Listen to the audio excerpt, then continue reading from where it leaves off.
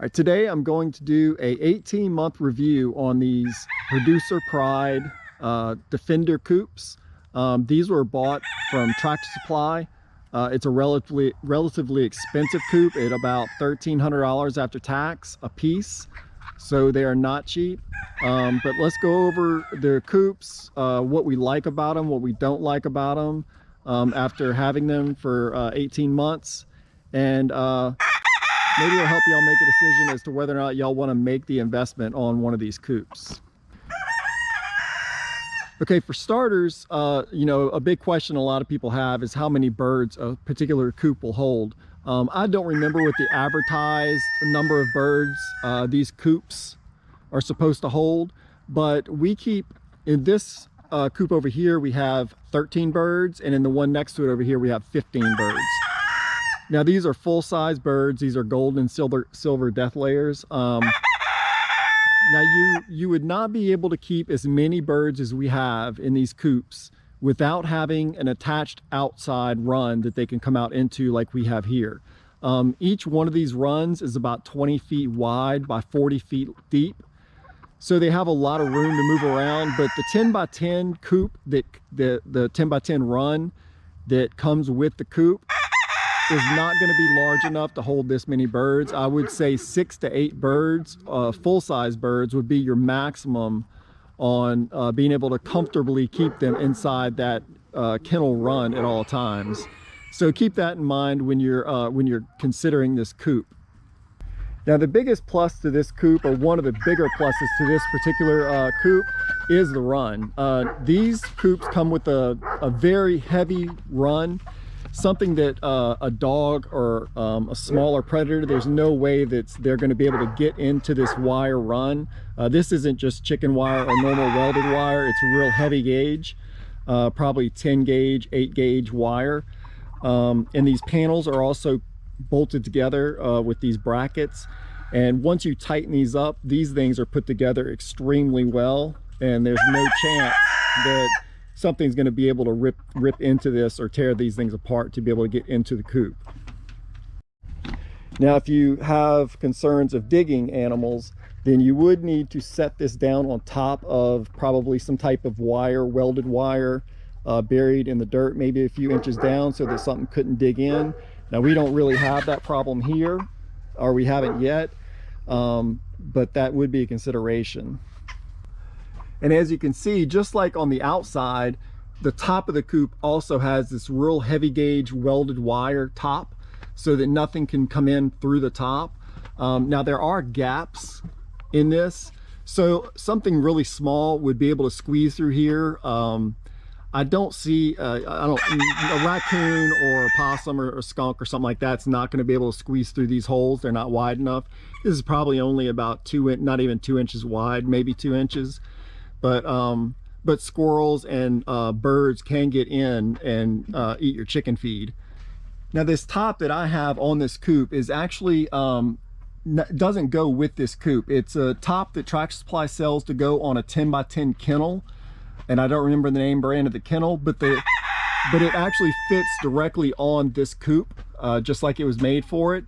But now they build a canvas cover just for this coop, so you don't have to do what I did here. It's a lot cheaper and a lot easier now. So you can get a canvas cover from Tractor Supply for this coop, and I believe it is about $125. Don't quote me on that, but it's relatively inexpensive, and you'll be able to cover your coop.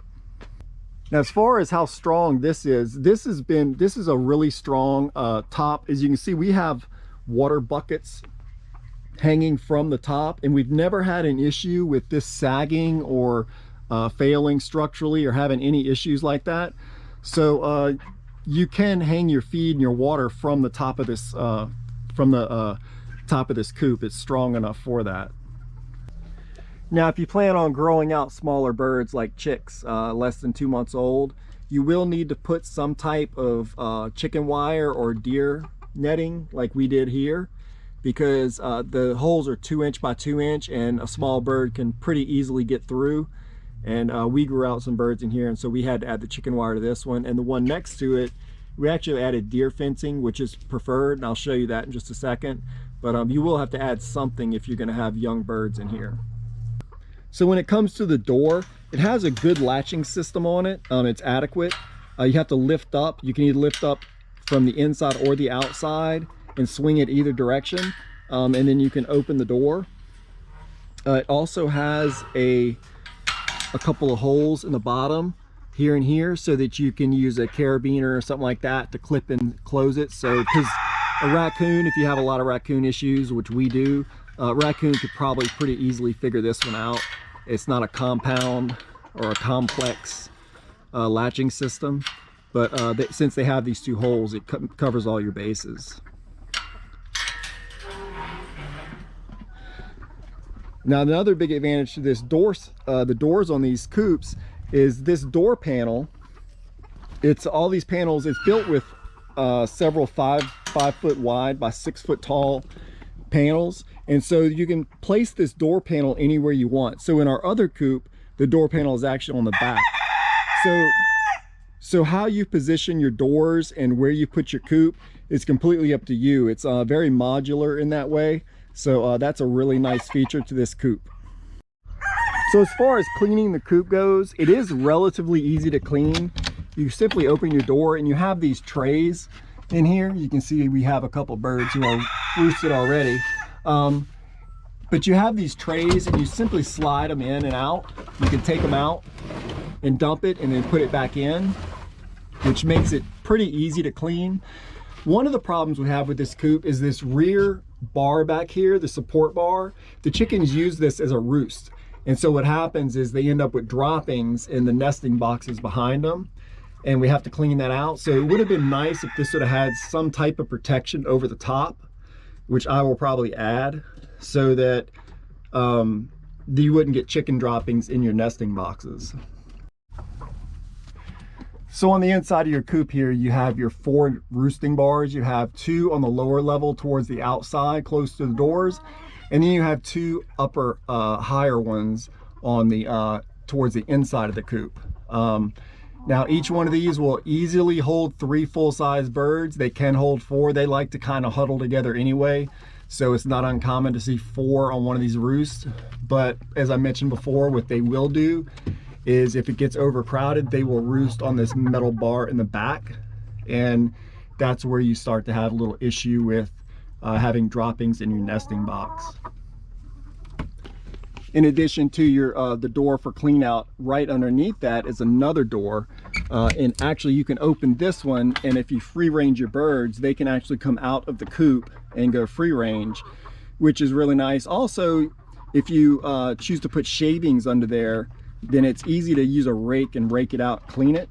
Other than that, we don't use these doors too much because we have attached runs, so we don't free range them out through this door at this time, but it's a good option.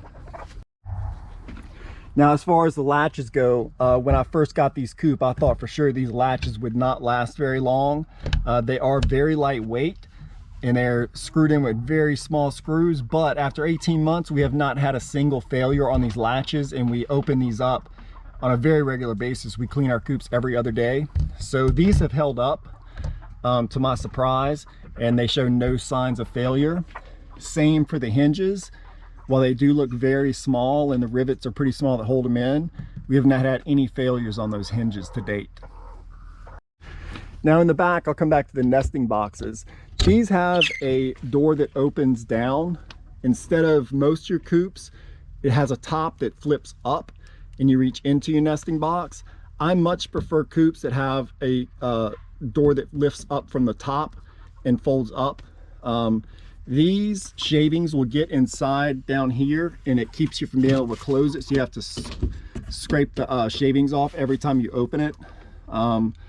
Also, I don't care for this spring latch. If your hands are wet or cold, it can be pretty difficult to pull down and then get the latch. So and especially if you have eggs in your hands. So I'm not a big fan of this spring latch. We'll probably try and come up with something different in the near future to make that easier. Okay, so right underneath your nesting box door down here, you have storage. So you have room to put some extra shavings or some feed. Now we don't use the storage on these. It is very close to the ground. We don't have water standing issues back here, but if you were to have that, then your feed or your shavings would probably end up getting wet. And these are not moisture resistant. The wind-driven rain will get inside through the gaps along the top. So you have to keep that in mind. I would consider these storage bins better for extra feeders and extra waters more than I would for shavings and feed. So as far as the roof goes, it does come with these asphalt shingle strips, and these are already all assembled already. You just have to screw these panels on. But they have held up very well. We are seeing some sagging in a couple of spots. It's not real heavy duty wood, but this is easily reinforced from the inside if this becomes to be much of an issue. So not too concerned about it, but as far as water intrusion or weathering, it's held up really well. So I'm happy with the roof on these coops. And then on the inside in here, you do have your sliding, you have your vent in the back. So they do get some fresh air circulation. And then on cold nights, you can close it, and that's a nice feature. And there is a welded wire over it, so something can't break in through the back of the coop. Now for your door, you have this this push rod that you can use to open and shut the door without having to go into the run. So you don't have to track in there and get your feet dirty or get poop all over your feet. You can just open and close it in the morning from the outside. Now for us, the run is so secure that we do not close this at night. So as you can see on this coop, I have the door positioned on the rear of the coop as opposed to the front on the other one, which goes back to what I was telling you about how you can configure these coops any way you need it, which is really convenient and nice. So I consider that to be a huge plus on these coops. And as I said before, you can see on this side we have the deer netting, which actually I like much better. It's real lightweight, really easy to install, and we just used zip ties to put it up and put it on, and we just went 2 foot up.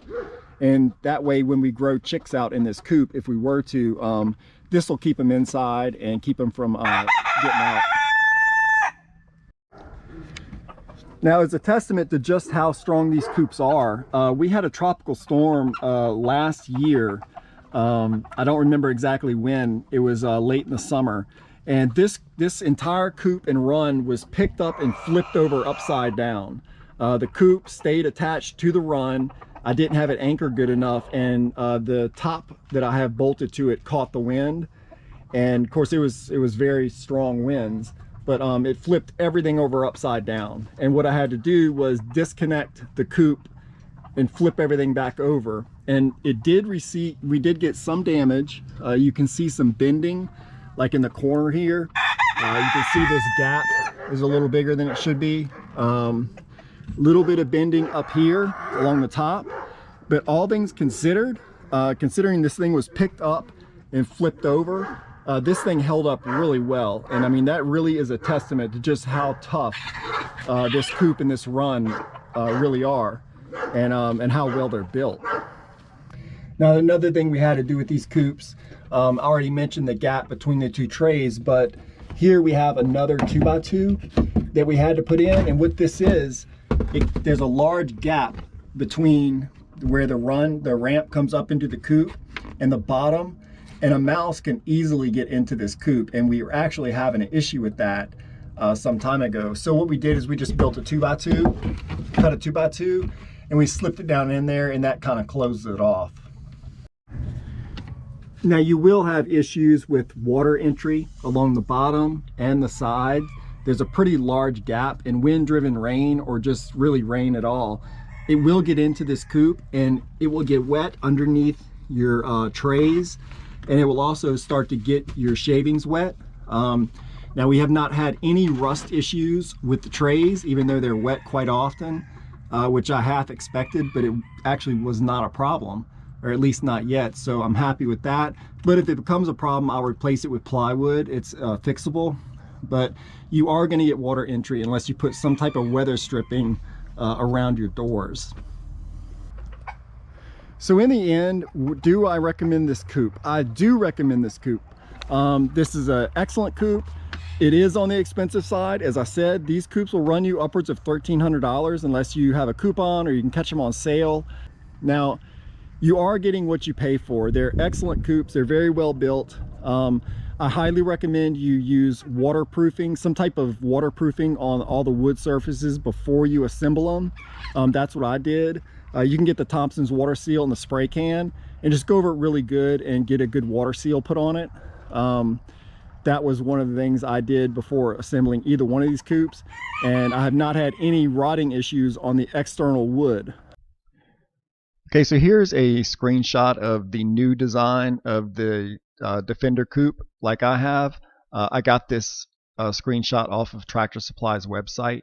You can see the roof line, how much it's changed, whereas before this would actually, this part of the roof on this back half over the nesting boxes, it drops straight down and then came here. Now they raised it, and I know they went to 2 roosting bars, and what it looks like is it goes from the front all the way to the back here, and they gave the chickens room to stand on the roosting bar back here instead of having 2 levels like mine. Now the question I would have is, did they put some type of cover over the nesting boxes back here? Because if this roost does indeed go all the way to the back and there's no cover over these nesting boxes, whatever chickens are roosting back here, they're going to have droppings all inside the nesting boxes. Now assuming, or I'm not going to assume they put a cover, but let's say they did put a cover across the top of the nesting boxes, the next issue could be how hard or how easy it is to get back in here and clean this. It doesn't look like there's any type of access from the back. I'll do another screenshot showing the back of the coop. So you would have to somehow be able to reach in here and scoop out the shavings. Okay, and so here's a rear screenshot of the newly designed Defender chicken coop.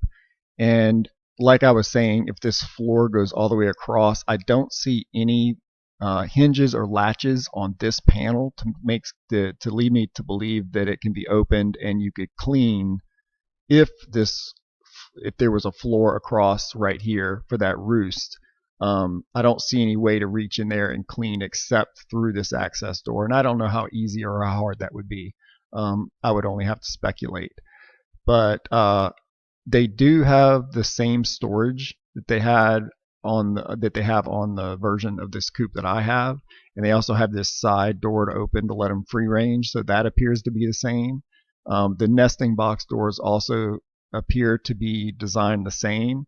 They just simply raised this roof line up so that the roost could come all the way to the back. And now here's another view. This one shows the nesting box doors open, and here's an interesting change that they made. On ours, I don't know if you noticed on my video, but we have 5 nesting boxes, and it's a real problem because this middle nesting box, which starts about right here and then ends about right here, it's a real pain to reach in through the gap between this support beam or support metal and the nesting box sidewall. You have to be able to reach in and clean from one side or the other, and it's a real pain. So this is actually a much better design to just have these 4 nesting boxes and then align it up with this center support. And with 12 birds, assuming you put 12 birds, which is what they're advertising they can hold, 4 nesting boxes is plenty for 12 birds because they tend to share nesting boxes anyway. I would actually be surprised if you needed more than 2 or 3 for 12 birds. We have as many as 18 birds in one of our large coops, and sometimes they'll sit on top of each other to lay eggs because they all want to share a nesting box. So 4 is more than adequate. So thank you for watching. Please like and subscribe if this video was helpful, and keep an eye out for a future review. I'm going to do a long-term review on this Over Easy chicken coop I have behind me, another excellent coop that we have, and I'm going to go over all the pros and cons of that one in the very near future. and post that out. And I'll also go over, do a detailed video on how I built this large chicken coop you see behind me right here. It's a 8x16 with large runs, and I built that one myself, and maybe I could give you some ideas if you're looking to go just a little bit bigger and build your own coop. So thanks for watching. See you soon.